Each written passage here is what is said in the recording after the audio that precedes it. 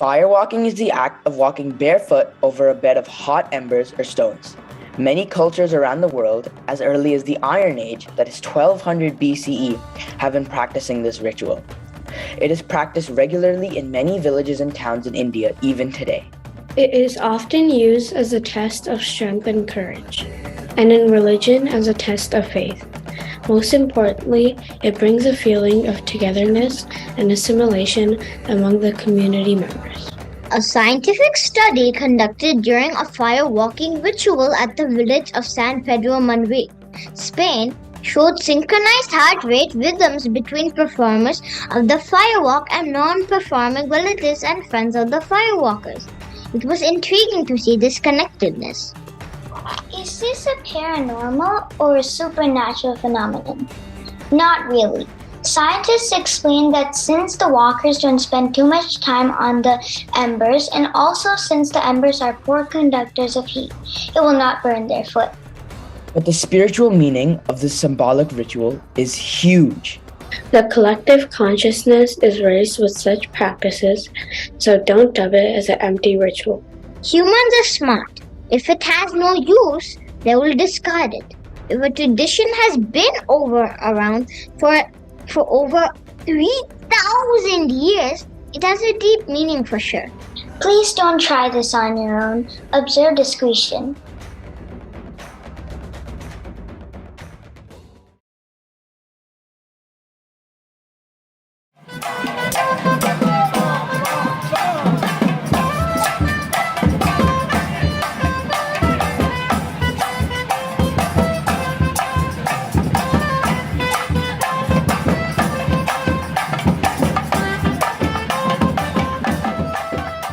Arrows into the tongue and cheek in religious rituals has been a practice from time immemorial and also in many parts of the world.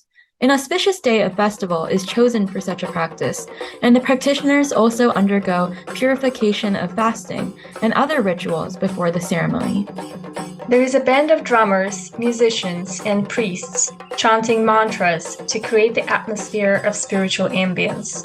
Then, the practitioners get ready to be pierced. The priest does this, and sometimes the experienced practitioners do it to themselves. They pierce their cheeks and tongue in most cases.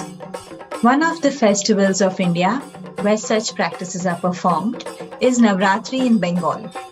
Another example is Thaipusam, a full moon festival celebrated by Hindu Tamil diaspora around the world to worship Lord Murugan. A third example is Kutiyotam at Attukal and Chural Murial at Chetty Kulangara in Kerala. But these are not just Hindu practices. We also see this in Sufi mystics for centuries. The ancient Aztecs performed tongue, lip, and cheek piercing. Such extreme rituals give altered state of consciousness, research has shown.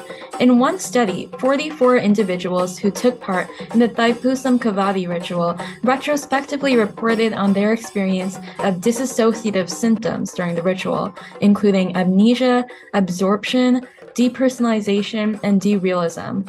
They also reported lower pain intensity during the piercing.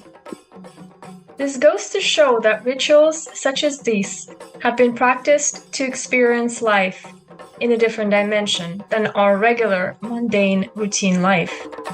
It gives glimpses into spiritual ecstasy. But please note, this is still a pothole that one can get caught in. Spiritual goal is not to get into ecstasy, but to go higher. Also, do you know, people can go into very dangerous rituals of taking these practices to extreme levels. It can give some entertainment to the audience and a sense of thrill to the participants, but it will do nothing more than that.